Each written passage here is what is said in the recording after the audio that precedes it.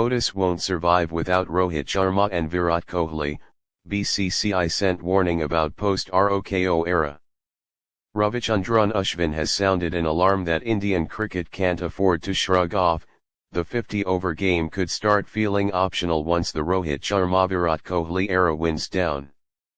On his YouTube show Ash Ki Bait, the off-spinner framed it less as nostalgia and more as a warning about attention, habit, and what fans actually choose to watch.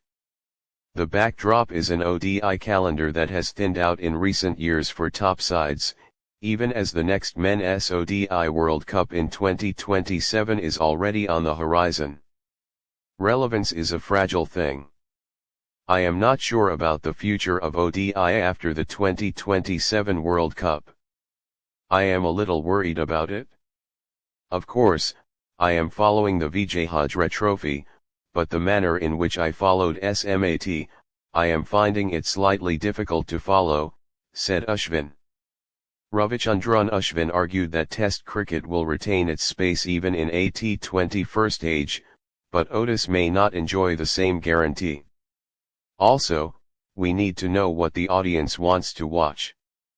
I feel Test cricket still has space, but ODI cricket, I truly feel, doesn't have the space, said Ashwin, who has 156 wickets in 116 ODIs. The most telling part of his statement is how quickly the domestic 50-over competition became must-see once India's biggest name turned up. Look, Rohit and Virat came back to the Vijay Hazare Trophy, and people started watching it. We have known that sport is always bigger than individuals, but at times these players need to come back to make the game relevant, he observed. Vijay Hazare Trophy, of course, is a domestic competition that not a lot of people follow, but they did because Virat and Rohit were playing. Even then, what happens when they stop playing ODIs, he wondered. That question also overlaps with the BCCI's recent push for contracted players to feature in the Vijay Hazare Trophy, with the selection panel communicating a play at least 2 games expectation in the gap before India's next ODI block. Ashwin's larger point, if the format needs superstars to pull eyeballs every time, the sport's middle order is already wobbling. India's car exports jump 16% to 8.63 lakh vehicles in 2025. Exports witnessed double-digit growth across vehicle segments in 2025, as per data released by the Society of Indian Automobile Manufacturers SIAM. India's passenger vehicle exports rose 16% on year to 8.63 lakh cars in the calendar year 2025.